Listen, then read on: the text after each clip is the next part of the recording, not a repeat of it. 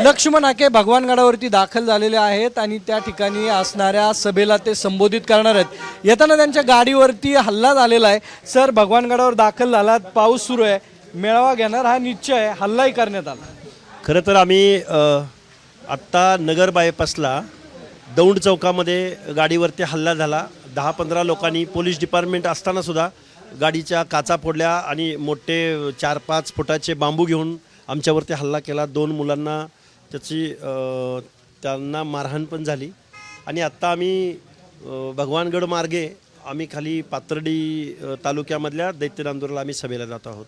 पण मग आरोप केलेत की तुम्ही या सगळ्या ज्या ओबीसीची चळवळ सुरू आहे, काल एक भावनिक पोस्ट पण तुमची होती आणि जरांगे म्हणतायत की हे हल्ले तुम्ही घडून आणले। जरांगे हा बावळट माणूस आहे। या माणसाला डोक्याचा भागच देवानं जन्म देत असताना दिला नाही।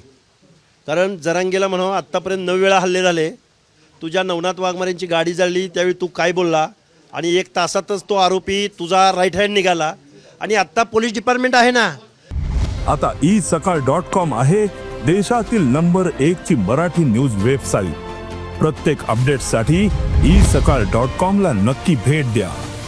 आणि पोलीस डिपार्टमेंटच्या गाड्याबरोबर असताना 10-12 पोलीस कर्मचारी असताना आम्ही स्टंटबाजी करतो काय?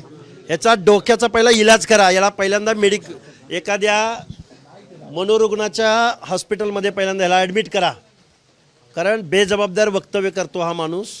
आणि आत्ताची सध्याची परिस्थिती अशी आहे की आम्ही ओबीसीबद्दल बोलतोय, आम्ही ओबीसीच्या प्रश्नावर भांडतोय।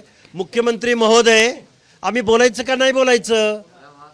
त्यामुळं 2-3 दिवसापूर्वी आमचा सहकारी पवन करवरचे दोन्ही हात फ्रॅक्चर झालेले आहेत, त्याचे हात गळ्यात बांधलेले आहेत, त्याच्या डोक्यामध्ये वार झाला आहे, त्याला जखम झाली, टाके पडलेले आहेत, पाय फ्रॅक्चर आहे, तरी तुम्ही ते आरोपी अजून शोधू शकत नाही, त्यांना शिक्षा देऊ शकत नाही। कायद्याचा धाक इथल्या लोकांना राहिलेला नाही, असा आमचा आरोप इथल्या गृह खात्यावर मुख्यमंत्री महोदयांवर आहे। अशी माहिती मिळते की पावसाच्या या सगळ्या पार्श्वभूमीवरती जोरदार पावसाचा रेड अलर्ट दिलेला आहे। उद्या जो महाएल्गार मेळावा आहे तो रद्द करण्यात येतोय आणि खरंच म्हणजे करणं अपेक्षित आहे का? नाही, आता हे बघा, पाऊस आहे आणि ते आयोजक तुम्हाला सांगतील, निमंत्रक सांगतील, मला त्याबद्दल काही माहिती नाही।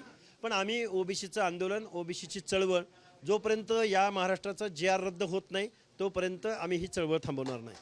पण मग आता तुम्ही मेळाव्यावर ठाम आहे, आता पाऊस पडतोय, लोक जमलेली आहेत, पाऊस पडतोय, आम्ही तिथं जात आहोत।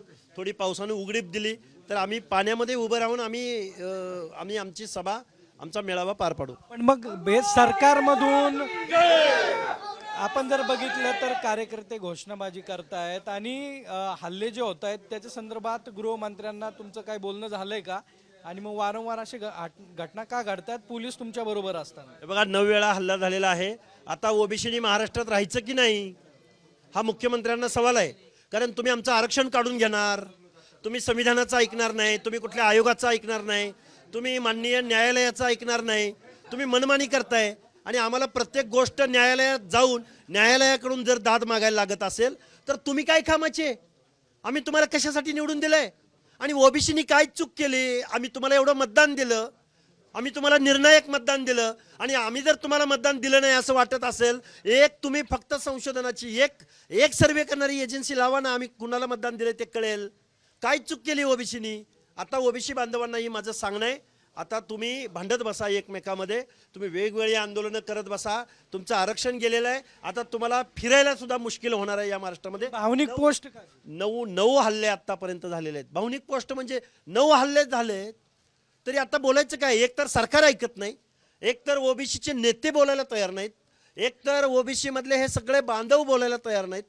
जो बोलतोय तो सामान्य कुटुंबामधला मुलगा बोलतोय, सामान्य ओबीसी बोलतोय, आणि त्याच्या जीवाची पर्वा नाही, त्याच्यावरती हल्ले होत आहेत, जीवघेणे हल्ले होत आहेत।